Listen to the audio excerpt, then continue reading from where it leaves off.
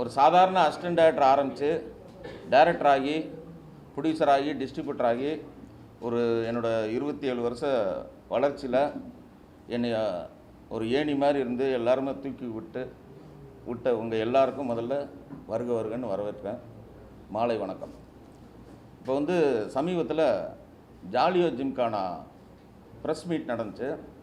அந்த ப்ரெஸ் மீட்டில் நீங்களே எல்லா மீடியாவில் பார்த்துருப்பீங்க. அந்த ப்ரெஸ் மீட்டிலிருந்து சக்தி சிதம்பரம் ஓடிவிட்டார் அப்படின்னு ஒரு நியூஸ் வந்திருக்கு.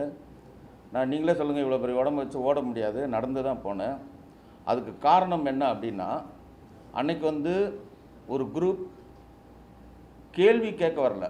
கேள்வி கேட்டால் நான் எவ்வளோ பெரிய கேள்விக்கும் எத்தனையோ பதில் சொல்லியிருக்கோம், எத்தனையோ ப்ரெஸ் மீட் பார்த்துருக்கோம், எத்தனையோ மணி நேரம் மணிக்கணக்கில் நான் மேடையிலே பேசியிருக்கேன், எவ்வளோ நேரம் வேணால் பேசுவேன். கேள்வி கேட்டால் பதில் சொல்லலாம். ஆனால் அன்னைக்கு பிரச்சனை பண்ணணுன்னு வந்தாங்க ஒரு சில பேர். அப்போ நான் வந்து ஒரு ப்ரொடியூசர் ஃபஸ்ட் டைம் அந்த படத்துக்கு வந்து ஒரு ப்ரெஸ் மீட் வைக்கிறாரு, செலவு பண்ணி வைக்கிறாரு. அந்த ப்ரெஸ் மீட்டு ஸ்பாயில் ஆகிடக்கூடாது, அது வார்த்தைகள் வந்து அவங்க பேசுகிறதுல வந்து எதுவும் அது விபரீதமாகிடக்கூடாது, பிரச்சனை ஆகிடக்கூடாதுன்றனால நான் மௌனமாக அந்த இடத்த விட்டு கலைஞ்சி பின்னாடி நம்ம பத்திரிகை நண்பர்கள்கிட்ட இதுக்கான ஒரு விளக்கம் கொடுக்கலாம் ரிலீஸ்க்கு முன்னாடின்னு சொல்லிட்டு, நாளைக்கு படம் ரிலீஸு, அந்த விளக்கத்தை தான் இப்போ நான் உங்களுக்கு கொடுக்குறேன். இப்போ என்னென்னா, நான் வந்து ஒரு 27 வருஷமாக இருக்கிறேன், ஒரு 19 படம் பண்ணியிருக்கேன். இது வரைக்கும் எனக்கு லைஃப்பில் கேரியரில் இந்த மாதிரி திருட்டு, இந்த காப்பி அடிச்சிட்டாரு, அந்த மாதிரி எந்த கெட்ட பேரும் கதையாக இருக்கட்டும் எதுவாக இருக்கட்டும் அந்த மாதிரி வந்ததே கிடையாது. 20 படம் பண்ண நான் எத்தனையோ படத்துக்கு கதை எழுதியிருக்கேன், வசனம் எழுதியிருக்கேன். என்னோடய படம் ரீமேக் வந்து சார்லி சாப்ளின்னு ஒரு படம் வந்து எல்லா மொழியிலையும் ரீமேக் ஆகிருக்கு. அவ்வளோ சாதனை பண்ண நான் ஒருத்தரோட பாட்டை வந்து திருடுற அளவுக்கு நான் ஒரு கேவலமானவன் சத்தியமாக கிடையாது. அது எனக்கு அவசியமே கிடையாது. பேசிக்காக நான் வந்து முட்டாள் கிடையாது. நான் நல்ல டயலாக் ரைட்டர், எத்தனையோ படங்களுக்கு வசனம் எழுதியிருக்கேன். இதில் உள்ள பாட்டெல்லாம் வந்து கிட்டத்தட்ட வசனம் மாதிரி தான் இருக்கும். அந்த மாதிரி ஒரு பாட்டை வந்து ஒரு லொல்லாகவும் ஒரு கிண்டலாகவும் நக்கலாகவும் இருக்கிறதுனால அந்த பாட்டை நானும் மியூசிக் டைரக்டரும் சேர்ந்து உட்காந்து அப்படியே தீட்டி அதை உருவாக்கினோம். ரெண்டாவது, அவர் வந்து தம்பி வந்து ஜெகன் வந்து என்னுடைய தம்பி மாதிரி தான். அந்த படத்தில் வந்து ப்ரொடக்ஷனில் இருக்கார். அவரை நான் இதுவெல்லாம் சொல்லலை, ஆர்வக்கோளாறு ஏதோ வந்து பண்ணுறாரு. அவர் வந்து ப்ரொடியூசர் சொன்னார், இந்த மாதிரி வந்து அவருக்கு பாட்டு எழுதுகிற வாய்ப்பு கொடுங்க அப்படின்னு சொன்னார். நானும் சரி ஓகே, அவர் எழுதின கவிதை புக்கெல்லாம் காமிச்சார். நானும் அதை ஆனஸ்ட்டாக அக்செப்ட் பண்ணிவிட்டு அப்போ ஆனந்த விகடன் வந்து அப்போ வந்து ஒரு நியூஸ் கொடுக்குறோம். அந்த நியூஸில் வந்து அப்போ அந்த படத்துக்கு டைட்டிலே வந்து செஸ், படம் பேர் அப்போ செஸ். அப்போ மியூசிக் டைரக்டர் வந்து சாம் சிஎஸ். அப்போ வந்து இவர் எல்லா பாட்டும் எழுதுகிறாரு, இதில் பர்டிகுலராக ஒரு பாட்டு எழுதுகிறாரு. நம்ம பூஸ்ட் பண்ணி அன்றைக்கி தேதியில் ஒரு நியூஸ் சொல்கிறோம். இப்போ எத்தனையோ படத்தில் வந்து ஒரு நியூஸ் வரும், அதில் இப்போ சாம் சிஎஸ்ன்னு வந்திருக்கு. அப்போ சாம் சிஎஸ் வந்து இப்போ இந்த படத்துக்கு நான் தான் மியூசிக் டைரக்டர்னு வர முடியுமா? எத்தனையோ படங்கள், எத்தனையோ அது வந்து மாற்றங்கள் வரும். நான் வந்து அதே மாதிரி இந்த படத்துக்கு வந்து சினேகன் பாட்டு எழுதியிருக்காரு, விவேகா பாட்டு, அதெல்லாம் வந்து எனக்கு செட் ஆகலை. அவங்க நல்ல கவிஞர்கள். ஆனால் இந்த படத்துக்கு இந்த சிச்சுவேஷனுக்கு சினேகன்கிட்ட கேளுங்க, நீங்கள் விவேகாட்ட கேளுங்க, செட் ஆகாமல் எனக்கு என் கதைக்கு என்னோடய பாட்டோட மூடுக்கு அஸ் எ டைரக்டராக எனக்கு எது விரும்புகிறோமோ அதுதான் வைக்க முடியும்.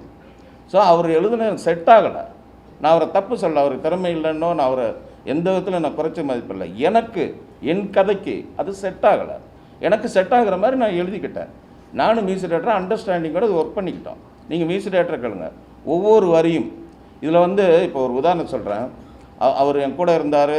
எனக்கு வந்து இப்போ ஒரு உதாரணம் சொன்னால், ஒரு கதை பண்ணுறோம், அதில் 4 அசிஸ்டன்ட் டைரக்டர் வராங்க. இப்போ நம்ம பெருத்துளசி பழனிவேல்னு இருக்கார். இப்போ இந்த கதை, இதே கதைக்கு வந்து ஸ்டோரி டிஸ்கஷனுக்குன்னு கூப்பிட்றோம். ஒரு கதையை நான் உருவாக்குறேன். எப்போயுமே ஒரு கதை பண்ணும்போது ஒரு 10 பேர்கிட்ட அது கலந்துரையாடல் பண்ணுவோம். இது ஒரு கதையை நான் உருவாக்குறேன். அப்போ பெருத்துளசி பழனிவேல்னு கூப்பிட்றேன். அவர் வந்து ஒரு சீன் சொல்கிறார், 2 சீன் சொல்கிறார். ஓகே, அந்த சீன் படத்தில் கூட வரலாம். ஆனால் அதுக்காக இது என் கதை நான் ஒரு சொல்ல முடியாது. அதே மாதிரி இப்போ நம்ம நண்பா என்ன மறந்துட்டேன், நான் எழுதின ஒரு சூப்பர் ஹிட் பாட்டு, நம்ம மதுரை செல்வம்லாம் என் கூட அந்த கம்போசிங்கில் இருந்தார். அவர் ஒரு வரி சொல்கிறாரு. அந்த ஒரு வரினால இது ஏன் பாட்டுன்னு சொல்ல முடியாது. இப்போ மியூசிக் டைரக்டர் அஸ்வினே இதில் 4-5 வரி சொல்லியிருக்காரு. புட்டு புட்டு விற்கிறா சிட்டு சிட்டுன்னு சொல்லியிருக்காரு. இந்த வரிக்காக அவர் வந்து அந்த பாட்டை சொந்தம் கொண்டாட முடியாது. அது மாதிரி இவர் 1-2 வரிகள் சொல்லியிருக்காரு, நான் அது மறுக்கலை. 1-2 பாட்டில் வந்து 1-2 வரி சொல்லியிருக்காரு. ஆனால் இந்த படத்தில் அவரை நான் நடிக்க வச்சுருக்கேன். இந்த படத்தில் அவரும் எனக்கு சப்போர்ட் பண்ணியிருக்காரு, நானும் பதிலுக்கு அவருக்கு சப்போர்ட் பண்ணியிருக்கேன். ஆனால் பாடல் என்பது இதில் இருக்கிற ஒவ்வொரு வரியும் நான் இரவு பகலாக நான் வந்து வாட்ஸ்அப்பில் அனுப்பி நைட்டு 12 மணிக்கு இப்போ கடைசியாக ரீரெக்கார்டிங் பண்ணும்போது கூட மியூசிக் டைரக்டர் வந்து ஒரு பாட்டு போடலான்னு சொல்லிட்டு அந்த பிரபுதேவா சாரோட டெட் பாடியில் ஒரு சாங் போடணும்னு சொல்லிட்டு நைட்டு 12 மணிக்கு அவருக்கு வந்து 4 கவிதை எழுதி அனுப்புகிறேன். 4 வரி தான் பாட்டு, ஆனால் 4 ஆப்ஷன்ஸ் அனுப்புகிறேன். நான் ஐம் நாட் ஏ ஃபூல். நான் வந்து எனக்கு தெரியும் இந்த படத்துக்கு இந்த கதையை வந்து 3 வருஷமாக உருவாக்குறேன். இதில் என்னென்ன பண்ணணும் எல்லாமே எனக்கு தெரியும். அதனால் யார்கிட்டே வாங்கி அப்புறம் சார் நான் எல்லாத்தையும் லைஃப்பில் பார்த்தாச்சு. ஒரு சின்ன பையனோட லைஃப்பை வந்து அப்படி சுரண்டி அதை என் பேர் நான் பேசிக்காக பாடலாசிரியர் கிடையாது, அது என்னோடய ஃப்யூச்சரும் அது கிடையாது. நான் டைரக்டர். ஆனால் இந்த படத்துக்கு நான் பாட்டு எழுதியிருக்கேன். அப்படி நான் எழுதின பாட்டுக்கு இன்னொருத்தர், நான் பெற்ற பிள்ளைக்கு இன்னொரு பேர் போட முடியாது. அதுதான் இப்போ பிரச்சனை. ஸோ இந்த படத்தில் இருக்கிற எல்லா பாடல்களும் 4-5 வரிகள் வந்து ஜெகன் எழுதுனது உண்மை. 2 பாட்டில் 4-5 வரி எழுதியிருக்காரு. ஆனால் முழு பாடல்கள் அவர் எழுதலை. நான் இன்னும் ஆனஸ்ட்டாக சொன்னேன், அந்த 2 பாட்டுக்கு வேணால் பேர் போட்டிருந்தேன். இல்லைன்னு எனக்கு போட்டால் எல்லாம் நீங்கள் முதல்ல ஒரு ஸ்டேட்மெண்ட், சரி நான் சொன்னேன்றதுக்காக பண்ண முடியாதுல்ல, நீ அதுக்கு ப்ரூவ் பண்ணலையே, நீ ஃப்யூச்சரில் ப்ரூவ் பண்ணு, நீ புத்திசாலி இருந்தால் பின்னாடி ப்ரூவ் பண்ணு. இதில் பண்ணாததுக்கு நான் அந்த க்ரெடிட் கொடுக்க முடியாது. இப்போ நான் எப்போவுமே ரொம்ப லைஃப்பில் ரொம்ப அடிபட்டு வந்தவன். ஏட்டிக்கு போட்டின்னு ஒரு படம், அந்த படத்தில் நான் அசிஸ்டன்ட் டைரக்டராக ஒர்க் பண்ணேன். அந்த சூழ்நிலை காரணமாக என்னோடய டைட்டிலில் வந்து முழு படம் ஒர்க் பண்ணி என் பேர் அசிஸ்டன்ட் டைரக்டர்னே வராதில்ல, நடிகர்கள் பேரில் என் பேர் போட்டாங்க, சின்ன சீன் நடித்தேன்னு சொல்லிட்டு. அதுலேருந்து எனக்கு ஒரு வைராக்கியம். என் படத்தில் அசிஸ்டன்ட் டைரக்டராக ஒரு நாள் ஒர்க் பண்ணால் கூட அவங்க பேரை டைட்டில் க்ரெடிட் போடுவேன். எனக்கு அதில் எந்த மைனஸுமே கிடையாது. ஆனால் இந்த ஒரு டைட்டில் க்ரெடிட் வச்சு அந்த அசிஸ்டன்ட் டைரக்டருக்கு நாளைக்கு ஃப்யூச்சரில் ஒரு படம் கிடச்சா எனக்கு அது சந்தோஷம். ஸோ அந்த மாதிரி டைட்டில் க்ரெடிட்டுக்கு வந்து நான் பயப்படுறவனே கிடையாது. இந்த படத்துலேயே ஆண்டின்னு சொல்லி ஒரு கிரியேட்டிவ் ஹெட், ப்ரொடியூசருக்கு வேண்டிய நண்பர், அவர் வந்து மகாராஷ்டிராவில் இருக்கார். அவர் பேரை போட மறந்துட்டேன். அதுக்கப்புறம் டிசைனருக்கு ஃபோன் பண்ணி, சார் கிரியேட்டிவ் ஹெட் ஆண்டின்னு போடுங்க அப்படின்னு சொன்னேன். இது ஜெகனுக்கு தெரியும். ஸோ ஒருத்தரோட க்ரெடிட்டை வந்து நான் எந்த காரணத்தை கொண்டும் அந்த உழைப்புக்கு தகுந்ததை கண்டிப்பாக கொடுத்துருவேன். இந்த படத்தை பொறுத்த வரைக்கும் ஆல் சாங்ஸ் ரிட்டன் பை சக்தி சிதம்பரம். இது என் கூட இருக்கிற பிரபுதேவாவுக்கு தெரியும், என்னோடய மியூசிக் டைரக்டருக்கு தெரியும், எல்லாருக்கும் தெரியும். இது ஒரு படம் ஜெயிச்சுன்னா, ஒரு பாட்டு ஜெயிச்சிச்சுன்னா, ஒரு படம் ஜெயிச்சிச்சுன்னா இந்த பழுத்த மரத்தை கல்லடி அடிக்கிற மாதிரி இது என்னதுன்னு சொல்கிறது வந்து இது. அப்புறம் ஒரு சபையில் வந்து ஒரு பேட்டி கொடுக்கறது, என்னென்னமோ பேசிட்டு தெரியுறாப்பா அந்த தம்பி. எனக்கு என்ன பயமாக இருக்குன்னா, அப்புறம் சொல்லியிருக்காரு அவருக்கு தத்தகாரம் கூட தெரியாதுன்றிருக்காரு. எனக்கு 20 படம் பண்ணியிருக்கேன், எத்தனை பாட்டு ஹிட்டு பாட்டு கொடுத்துருக்கேன், ஆசைப்பட்ட எல்லாத்தையும் காசு இருந்தவங்களாம். அது டியூனே வேறு, நாங்கள் தான் அந்த டியூனுக்குள்ளே நானும் தேவாசாரம் கொண்டு வந்து ஒரு புது கவிஞரை வச்சு அது பண்ணோம். தத்தகாரம் எனக்கு தெரியாதுன்னு ஒரு டைரக்டர், இத்தனை படம் பண்ண டைரக்டரை பற்றி சொல்கிறேன். இந்த தம்பியை நாளைக்கு எந்த டைரக்டரு கூப்பிடுவாங்க? எனக்கு வருத்தமாக இருக்குது. எனக்கு நிறைய டேரக்டர் ஃபோன் பண்ணாங்க, டேரக்டர் யூனியன்லேருந்து பண்ணேன். என்ன சக்தி சார் உங்களை பற்றி இந்த மாதிரி சொல்கிறாங்க, விடுங்க சின்ன பையன் ஏதோ சொல்கிறாப்ல அப்படின்னு தான் நான் அது பெருந்தன்மையாக எடுத்துக்கிட்டேன். அவருக்கு தத்தகாரத்தை பற்றி தெரியாது. அப்புறம் எங்கள் ப்ரொடியூசர் வந்து 8 கோடி ரூபாயில் படம் பண்ண சொன்னார், இவர் 15 கோடி ஆக்கிட்டார். அதனால் வந்து அது வந்து இல்லைன்னா படத்தை வந்து அவர் நிறுத்திடுவார். அதனால தான் அப்போ சொல்லாமல், ஏன் அப்போ சொல்ல வேண்டியதானே அப்படின்னு கேட்டால், நான் என்ன மெட்ராஸில் தான் இருக்கேன், அமெரிக்காவில் இருக்கேன், வீட்டுக்கு வந்து சட்டையை பிடிச்சி சண்டை போடு, ஏன் மீடியாவில் இப்படி சொல்லிகிட்டு இருக்கேன்? நான் இங்கே தானே இருக்கேன், நீ எழுதுனல்ல, வீட்டுக்கு வா, ஏன் சார் இப்படி பண்ணி கேளு, ஏன் இப்படி பின்னாடி வந்து பேட்டி கொடுத்துட்டே இருக்கிற? உண்மையிலே நீ அதை எழுதியிருந்தா வீட்டுக்கு வந்து நேரடியாக நான் தான் எழுதுனேன்னு ஆர்த்தண்டிக்காக சொல்ல வேண்டியதானே? சொல்ல முடியாது, ஏன்னா அதில் உண்மை இல்லை, அதுதான் உண்மை. அதனால தான் இந்த மாதிரி பேட்டி கொடுக்குறது, பத்திரிக்கை அவருக்கு வேண்டி ஒரு 4-5 பேரை செட் பண்ணுறது, அதுக்கு ஒரு கமெண்ட்ஸ் போடுறது, இதெல்லாம் ரொம்ப கீழ்த்தரமாக இருக்குது, ரொம்ப மனசு வருத்தமாக இருக்குது. நீ போராடி ஜெயிச்சு வா, நீ உன்னோட இதை அப்படி. நான் சத்தியமாக என் குழந்தை மேலே ஆணையாக சொல்கிறேன், இன்னொருத்தர் எழுதின பாட்டுக்கு நான் கண்டிப்பாக பேர் போடலை. இது வந்து என்னை சேர்ந்த எல்லாருக்கும் தெரியும். நான் அந்த சாகிற வரைக்கும் சினிமாவில் இருப்பேன். I love cinema. அந்த மாதிரி ஒரு 3rd கிரேடான கேரக்டர் நான் சத்தியமாக கிடையாது. ஒரு பேர் போடுறதுல எனக்கு இது கிடையாது. ஆனால் இதையே ஒரு நாகரிகமாக என்கிட்ட வந்து பர்சனலாக ஏதாவது கேட்டிருந்தா கூட நான் எதாவது நீ மீடியாவை கூப்பிட்டு நீ அசிங்கப்படுத்துறது, அப்புறம் வந்து 8 கோடி படத்தை வந்து 8 கோடி எப்படிங்க 15 கோடி ஆக முடியும்? எனக்கு இது வரைக்கும் அந்த மாதிரி ஏதாவது கெட்ட பேர் இருக்கா? சக்தி சிதம்பரம் வந்து ஒரு ஷார்ட் டைமில் படத்தை முடிச்சிருவார், ஒரு காமெடி படம் இதுதான் நான் வாங்கியிருக்கேன். படம் வந்து 18-19 படம் பண்ணியிருக்கேன், 10 படம் ஹிட்டு, 4 படம் ஆவரேஜ், 4 படம் ஃப்ளாப். ஸோ ஒரு லைம் லைட்டில் இருந்துக்கிட்டே இருக்கேன். என் கூட இருக்க நிறைய டேரக்டர் இல்லை, ஆனால் இன்றைக்கி நான் படம் பண்ணிகிட்ருக்கேன், நான் உழைச்சிக்கிட்டே இருக்கிறேன், நான் ஓயிறதே இல்லை. என்னையை வந்து சும்மா வந்து ஒரு ஒரு ஒரு இதில் உட்காந்துக்கிட்டு அப்படியே வந்து பேட்டி கொடுக்குறது, இந்த மாதிரி இதெல்லாம் வந்து மனசு ரொம்ப கஷ்டமாக இருக்குது. இதை நான் உங்களோட ஷேர் பண்ணிக்கிறதுக்காக தான் உங்களை நான் வர சொல்லியிருக்கேன் சார். இதுதான் சார் உண்மையை நடந்தது சார். இந்த விளக்கம் நேற்று சொல்லிக்கலாம் சார். ஏ சார், இந்த விளக்கத்தை நேற்று சொல்லியிருக்கலாம் ஸ்டேஜில் சார். அதான் சார், 4 பேர் வந்து இப்போ நீங்கள் கேட்குறீங்கள, இது நாகரிகமான கேள்வி. அதுக்கு முன்னாடி நான் அங்கே போகிறதுக்கு முன்னாடி ஒரு ரூமில் வச்சு என்கிட்ட நிறையா கேள்வி கேட்டாங்க, அதுக்கு நான் நாகரிகமாக பதில் சொல்கிறேன். அவங்க வந்து நின்னதே ஒரு சத்தம் கொடுத்து, ஒரு சவுண்டு கொடுத்து, ஏதோ பிரச்சனை சார், கேள்வி கேட்கல சார், அவங்க பதில் சொல்கிறாங்க சார். அப்போ நான் என்ன சார், இப்போ நான் விளக்கம் இப்போ நான் கொடுக்குறேன். அதனால தான் நான் அங்கேருந்து வந்தது என்னென்னா, அது வார்த்தை தடிப்பாக சார். அவங்க விட்டால் தகராறு பண்ணுற மூடில் இருந்தாங்க சார். உங்களுக்கு தெரிஞ்சிருக்கும் சார், நீங்கள் அந்த பாடியில் அங்கே கை இப்படி வச்சுட்டு ஒருத்தர் அப்படின்னு சொல்கிறாரு சார். நான் அதுக்கு வரல சார், நான் அதுக்கு வரல, எனக்கு அது நோக்கம் இல்லைல்ல. நான் படம் பண்ணுறேன், நான் தொடர்ந்து படம் பண்ணிக்கிட்டே இருக்கிறேன், நான் அதுதான் நோக்கம். அதுக்கு அப்படின்னா நான் கொடுத்துருப்பேன் சார். சார், நான் நல்ல மூடில் ஒரு ப்ரொடியூசர் வந்து ப்ரெஸ் மீட் வைக்கிறாரு, படம் 4 நாளில் ரிலீஸ் ஆக போகுது, 3 வருஷம் கழித்து என் படம் ரிலீஸ் ஆகுது, ஒரு சந்தோஷமாக ஒரு கல்யாண வீடு மாதிரி இருக்குது சார். அது ஒரு கருமாதி வீடாக ஆக்கக்கூடாதுன்றதுனால தான் சார் நாகரிகமாக அது பெருசாக்க, அது ஒரு மாதிரி கைகலப்பாக இருக்கும். ஒரு கலகலப்பான இடம் கைகலப்பு ஆகக்கூடாதுன்றதுனால தான் நான் அமைதி காத்து மௌனமாக வந்துட்டேன் சார். தயவு செஞ்சு புரிஞ்சுங்க. உங்கள் எல்லாரையும் நான் லவ் பண்ணுறேன். நான் எல்லாரும் எனக்கு நண்பர்கள், சகோதரர்கள் எல்லாமே இதில் இருக்கீங்க சார். நான் சத்தியமாக அங்கேருந்து வாக் அவுட் பண்ணலை, நான் அமைதி காத்து ப்ரொடியூசருக்கு காதில் சொல்லிட்டு தான் வந்தேன் சார். தப்பாக நினச்சிக்காதீங்க, எனக்கு ஒரு மாதிரி இத்தனை படம் பண்ணிவிட்டு என்னை இப்படி கேட்குறதே எனக்கு வருத்தமாக இருக்குது. கேட்கலாம், கேள்வி கேட்கலாம், என்னை ஒரு மாதிரி ஹராஸ் பண்ணுற மாதிரி, ஒரு ராக்கிங் பண்ணுற மாதிரி ஃபீல் ஆச்சு எனக்கு உண்மையிலே. அதனால தான் அந்த இடத்த விட்டு நான் மௌனமாக கலந்து வந்துட்டேன். ஆனால் 2-3 நாள் இதுக்கு விளக்கம் கொடுக்கணும்னு சொல்லிட்டு அதான் இன்றைக்கி தம்பிகிட்ட சொல்லி நான் எல்லாரையும் சந்தித்து இதுக்கான விளக்கம் கொடுக்குறேன்னு சொல்லி அதுக்கான விளக்கத்தை நான் கொடுத்துட்டேன் சார். சார், தயாரிப்பாளர் வந்து அவருக்கு தெரியும் சார். அப்படி இல்லைன்னா நான் என்ன சொல்கிறேன்னா, அவர் டைட்டில் அவரே மாற்றிருப்பார். அவரோட ஈபி தானே சார் அவர். அப்படி ஒருவேளை அவர் எழுதியிருந்தால் அவர் மாற்றிருப்பார்ல சார். அவருக்கு தெரியும் சார், அவருக்கு தெரியும்ல, அவருக்கு என்னோடய திறமை தெரியும்ல சார். இந்த தயாரிப்பாளர் பாம்பேயில் போய் அவர்கிட்ட நான் கதை சொல்கிறேன். நைட்டு 11 மணிக்கு கதை கேட்குறாரு. டயர்டாக வந்து என் ரூமுக்கு வந்து கதை கேட்டேன். பாம்பேயில் போய் தங்கினேன். காலையில் அவர் ஆஃபீஸில் பார்த்தேன். நான் நைட்டு வந்து கதை கேட்குறேன்னு 7 மணிலேருந்து வெயிட் பண்ணி 11 மணிக்கு வந்து என் ரூமில் வந்து கதை கேட்குறாரு ஒரு 4 நண்பர்களோட. நான் என்னடா நைட்டு 11 மணிக்கு கேட்குறாரு என்னன்னு சொல்லிட்டு ஃபுல் சார்ஜ் இறங்கிச்சு. சரின்னு சொல்லி ஃபுல் சார்ஜ் ஏற்றிட்டு திருப்பி 2 மணி நேரம் கதை சொன்னது.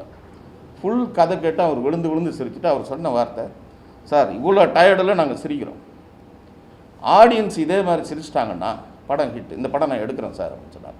என் திறமை மேலே அவ்வளோ அசாத்திய நம்பிக்கை. அவர் சொல்லுவார், சார் நீங்கள் இந்த உடம்பை வச்சுட்டு நீங்கள் ஓடுறது ஆடுறது இதெல்லாம் பார்க்கும்போது எனக்கு ரொம்ப மகிழ்ச்சியாக இருக்குது சார். நான் கூட எல்லாம் சக்தி சிதம்பரம் எவ்வளோ லேசியாக இருப்பேன், பயங்கர ஸ்பீடாக இருக்குங்க சார்னு என்னை வந்து இப்போ நான் இங்கே வர்றதுக்கு முன்னாடி கூட நாளைக்கு நம்ம தேட்டருக்கு எல்லாம் போகிறோம், என் கூட ரொம்ப என்னை வச்சு அடுத்து படம் பண்ணுவார். ரொம்ப சந்தோஷமான மனநிலையில் இருக்கார் அவர். சார், இந்த படம் தமிழ்நாடு அவரே ரிலீஸ் பண்ணுறார். ஏன்னா படம் அவருக்கு அவ்வளோ பிடிச்சிருக்கு. என்கிட்ட படம் பார்த்துட்டு அவர் சொன்னது, நீங்கள் சொன்னதை விட நல்லா எடுத்துறீங்க சக்தின்னு சொன்னார். நீங்கள் அவர்கிட்ட இதை கேட்கலாம்.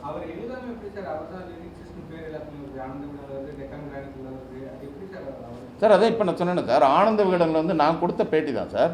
இப்போ செஸ்ஸுன்னு தான் அதுக்கு டைட்டில் வச்சோம் சார். சாம் சிஎஸ் தான் அதுக்கு மியூசிக் சார்.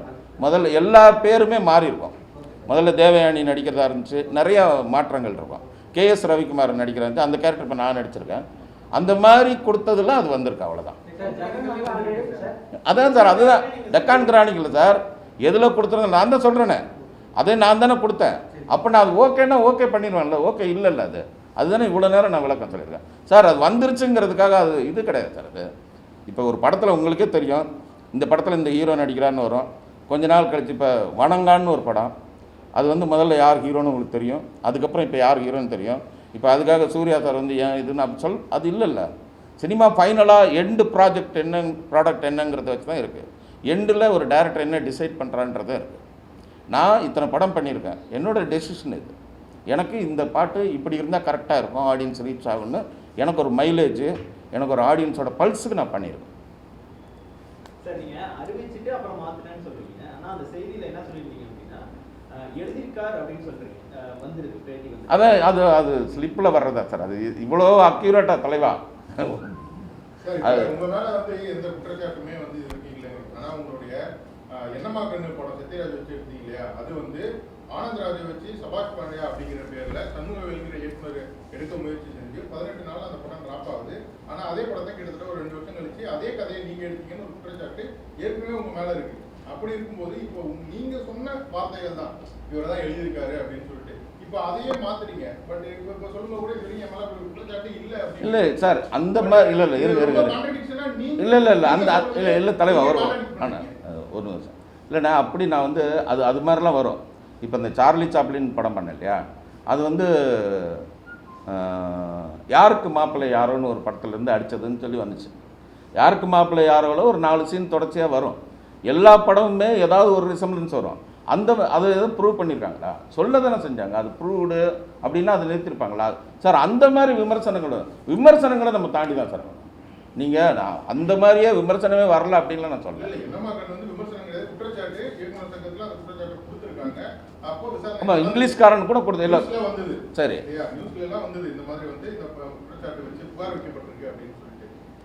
அந்த புகார் நிரூபிக்கப்படலையா சார்? இது குற்றச்சாட்டு யார் மேலே வேணால் யார் வேணால் கல்லறிங்க, அது நிரூபிக்கப்பட்டிருக்கான்னு கேட்குறேன். அது நிரூபிக்கப்பட்டு இல்லை, இது அவரோட இப்போ கத்தின்னு ஒரு படம் வந்துச்சு, அதில் ஒரு இது அது வந்துச்சு, உங்களுக்கு தெரியும், அவரோட கதைன்னு சொல்லி அது அதுக்கு செட்டில்மெண்ட் அந்த மாதிரி ஆயிருக்கான்னு கேட்குறேன். இப்போ சர்க்காருன்னு அந்த மாதிரி ஆகலை எனக்கு. நான் 90% பாசிட்டிவ் வைப்ரேஷனில் பிறந்தது. காமெடி படம் பண்ணுறோம், யாரையும் கட் பண்ணுறது அந்த மாதிரி நமக்கு நோக்கம் கிடையாது. யாரோ ஒருத்தர் நம்ம மேலே கல்லறிவாங்க, அதுக்கு நம்ம கவலைப்பட்டுட்டு இருந்தால் அடுத்த ஸ்டெப் போக முடியாது. எனக்கு எவ்வளோ அப் அண்ட் டவுன்ஸ் இருந்திருக்கும். நீங்கள் யோசிச்சு பாருங்கள், காவலன்னு ஒரு படம் பண்ணோம், அதில் அப்படியே பெரிய சர்க்கிள் நான் சேர்த்து சின்ன சின்ன காசெல்லாம் மொத்தமாக விட்டோம். திருப்பி டைரக்டர் ஆகி போராடிக்கிட்டே இருக்கிறேன். ஸ்டில் நான் போராடி ஏதோ ஒன்று பண்ணிக்கிட்டே தான் இருக்கிறேன். அதில் சில நீங்கள் சொன்ன மாதிரி வரதான் செய்யும், அதுக்காக நம்ம ஃபேஸ் பண்ணி தான் ஆகணும். எப்படி அதான் நான் சொல்கிறேன்ல, இப்போ அவருக்கு நான் ஏற்கனவே அந்த மாதிரி ஒன்று சொல்லியிருக்கோம். அவர் கூட இருந்து 2-3 வரி சொல்லியிருக்காரு, அதெல்லாம் நான் இல்லைன்னு சொல்லலையே. நான் மொத்த பாடல்கள்னு போட முடியாதுன்னு தானே இப்போ பிரச்சனை சார். அவர் இல்லை சார், அவர் வந்து இந்த கான்ட்ரவர்சிக்குள்ளே வரமாட்டார் சார். பிரபுதேவா உங்களுக்கு தெரியும், அது அவர் தான் எழுதினார்னு ஒரு மேடையில் வச்சு அப்படி சொல்ல முடியாதுல்ல. அவர் ப்ரொடக்ஷன் சார் இல்லை அப்படி இல்லை சார். ஒரு பப்ளிக் ஸ்டேஜில் வச்சு அவரை இது பண்ணி அப்படி ஏற்கனவே அங்கே பிரச்சனை போயிட்டுருக்கு, அப்புறம் திருப்பி அவரை கத்துவாங்க. அந்த சவுண்டை அவர் வந்து அதை ஆஃப் பண்ணி அடுத்த மூடுக்கு எடுத்துகிட்டு போயிட்டுருக்காரு. அதை கூட நான் வெளியில் வந்து வீடியோவில் தான் பார்த்தேன், நான் வெளியில் வந்துட்டேன். அவர் வந்து அதை கொஞ்சம் கூல் பண்ணி அவர் ஏதோ ஒரு வார்த்தை சொன்னார், இது பேச வேண்டிய இடம் இல்லைன்னு சொன்னதுக்கே அதுக்கே கத்துனாங்க. அதுக்கப்புறம் அவர் ரூட்டை மாற்றி போயிட்டார். மேக்ஸிமம் பிரபுதேவா சார் வந்து அந்த அந்த எதுக்கு வம்பு அப்படின்னு தான் பார்ப்பார். அப்படி தான் சார். இப்போ இந்த பாடல்கள் அப்படிங்கிறது வந்து ஒரு பாட்டு 2 பேர் எழுதுனாங்கன்னா 2 பேர் பேரையும் போடுறது அப்படிங்கிறது தான் வழக்கம், மரபு, அதுதான் ரூல்ஸ். திரையுலகில் அப்படிதான் பயன்படுத்துவாங்க. தமிழ் ஆங்கிலம் கலந்த பாடல்களில் தமிழ் பாட்டை வரியில் எழுதுனவங்க பேரும் ஆங்கில வரியில் எழுதுனவங்க பேரும். இல்லை நான் ஒரு நிமிஷம், நீங்கள் வந்து 4 வரி எழுதியிருக்காரு, 5 வரி எழுதியிருக்காரா இல்லையா? என்ன விஷயம் எழுதியிருக்காரு, நீங்கள் ஒத்துக்கிட்டீங்க. இல்லை இருங்க அண்ணா இருங்க மரபுகிற இதில் வந்து என்ன இருங்க ஒரு நிமிஷம்ங்க. எனக்கு அது கரெக்டாக இருந்துச்சுன்னா நான் பண்ணியிருப்பேன்ல. இது என்னோட படம் தானே, நான் தானே டேரக்டர். இல்லை இது நீங்கள் வேணும்னே இப்படி பேசுனீங்கன்னா அதுக்கு பதில் கிடையாது. இல்லை தலைவா, இப்படி எப்படி வேணாலும் கேள்வி கேட்கலாம். இல்லை தலைவா, நான் எப்படி நான் எல்லாத்தையும் இல்லை அப்படி அதுக்கு தான் நான் விளக்கம் சொன்னேன். இப்போ அவர் வந்து ஒரு சீன் சொன்னார், அதுக்காக அவர் பேர் போட முடியுமான்னு கேட்டேன். அவ்வளோ டீட்டெயிலாக சொன்னேன். எது அவர்கிட்ட தான் கேட்கணும். அவரோட பிரஸ் மீட்டில் எழுதியிருக்காரு. அவரே ஒரு பேட்டியில் சொல்லியிருக்காரு, ஜிஹெச்சில் குத்துறாங்க ஊசி அது வந்து டைரக்டரு அவங்க காலேஜில் எழுதின பாட்டுன்னு அவரே சொல்கிறார். இல்லை அது இப்போ அது இல்லை. நான் வந்து இந்த படத்துக்கு என்ன நியாயமாக டைட்டில் கிரெடிட் கொடுக்கணுமோ அது கொடுத்து என்னோட சார் இந்த படத்தை நம்ம கஷ்டப்பட்டு உருவாக்கி ஒரு பேரை கொண்டு வந்து நம்ம பண்ணுறோம் சார். இதில் எனக்கு எத்திக்ஸ் இருக்குல்ல சார், நான் என் எத்திக்ஸ் படி நான் கரெக்டாக சொல்கிறேன். நான் இது நான் அப்படின்லாம் பண்ண மாட்டேன். நான் கண்டிப்பாக இது வரைக்கும் எனக்கு அந்த மாதிரி அந்த வேற ஒருத்தர் எழுதின பாட்டை என் பாட்டுன்னு அந்த மாதிரி அது இதுவே இல்லை சார். அது கொஞ்சம் நம்புங்க ப்ளீஸ். கேட்ட கேள்வி வந்து கரெக்டான கேள்வி தான். ஒரு வரி எழுதினாலும் அதை நீங்க யூஸ் அவர் பேர் போடுறதுல ஒரு வரி இல்லையே, அப்போ அதுக்கு தான் அது அவ்வளோ குழந்தைக்கு சொன்ன மாதிரி சொன்னேனே. அவர் ஒரு சீன் சொன்னால் அப்போ வந்து கதை போடுவீங்களான்னு கேட்குறேன். இல்லை, இப்போ அதான் சொன்னேன், மதுரை செல்வம் வந்து நண்பா என்ன மறந்துட்டால 4 வரி சொல்லியிருக்காரு அது போட வேண்டியது தானே சார், அது மரபு தானே சார், போடுறது மரபு தானே சார். அது என்னோட சரி, இஷ்டம். இப்போ ரீசெண்டா தனுஷ் சார் படத்துல ஒரு பையன் ஒரு 4 வரி சொன்னதுக்கு ஒரு வரி எழுதியிருக்காரு. ஆனா அந்த ஒரு வரி எழுதுனதுக்காக நான் பேர் போட மாட்டேன் அப்படிங்கிறது உங்களோட கருத்தா அப்படிங்கிறதா கேள்வி. இல்லை சார், இது எனக்கு புரியல சார். ஒரு வரி எழுதியிருக்கான்ற ஒத்துக்கிறேன். ஒரு வரியாவது பாட்டுல பயன்படுத்தி அப்போ பாட்டில் வந்து ஒரு வரி எழுதியவர்னு போடணுமா? இல்ல பயன்படுத்தி இந்த பாடலில் ஒரு வரி எழுதியவர்னு போடணுமா? இல்லைங்க, பயன்படுத்துறதுக்கு நான் ஒரு படத்தில் நடிக்க வைக்கிறேன், அவருக்கு அதுக்கு வேற மாதிரி ஒரு பரிகாரம் செய்கிறேன்ல சார். இந்த படத்தில் பெரிய கேரக்டர் நடிக்க வச்சுருது சார், கேரியருக்கு பெஸ்ட்டு கேரியர் நடிக்க வச்சுருது அண்ணே. என்னண்ணே ஒரு விளக்க இது பண்ணுறேன், திருப்பியும் அது கான்ட்ரவர்சியாக கேள்விகளுக்கு பதில் சொல்ல மாட்டேங்குது. சார் தெளிவான ரொம்ப பெரிய காம்ப்ளிகேட்டடே கிடையாது. அவர் ஒரு வரி எழுதியிருக்காரு, அவர் எழுதின ஒரு வரியை நான் பயன்படுத்தியிருக்கேன், ஆனா அந்த ஒரு வரிக்காக என்னால பேர் போட முடியாது அப்படிங்கிறது தான் நீங்க எடுத்திருக்க ஸ்டாண்டா? ஆமாம். வேற ஏதாவது கேள்வி இருக்கா? படத்துல வந்து என்னவா ஒர்க் பண்ணாரு சார்? படத்தில் ஈபி ஆனா அவர் பேர் கேட்டது அவர் வேண்டான்னு சொல்லிட்டார். சார், நீங்க இவ்வளவு படம் பண்ணிருக்கீங்க, நிறைய பேரை வளர்த்துட்டு இருக்கீங்க, இந்த ஒரு சாங்குக்காக நீங்க விட்டு கொடுக்க மாட்டேங்க, எதனால, என்ன ரீசன்? இல்லை, விட்டு கொடுக்கல சார். நான் எழுதின பாட்டுக்கு நான் என் பேரை போட்டேன். ஏதாவது ஒன்று இல்லை, பண்ணி வளரும் கலைஞர் அப்படி இப்போ நான் என் உழைப்புக்கு நான் இன்னொருத்தர் பேர் நான் இது ஒவ்வொரு வரியும் நான் எழுத்து சார். இது ஏன் விட்டு கொடுங்கன்னு சொன்னால் இது என்ன பேச்சு? அப்போ யாரோ ஒருத்தர் ஒரு அசிஸ்டன்ட் டேரக்டர் கஷ்டப்படுற நீ டைரக்ஷன் பேர் போட்டுக்கன்னு சொல்ல முடியுமா? இது எனக்கு தானே சார் தெரியும், அந்த வழி என்னன்னு எனக்கு தெரியும். நான் பாட்டை எழுதியிருக்கேன். அது அசிஸ்டன்ட் லிரிக்ஸ் அப்படி கூட போடலாம். எது பாடலாம் இப்போ உதவி படம்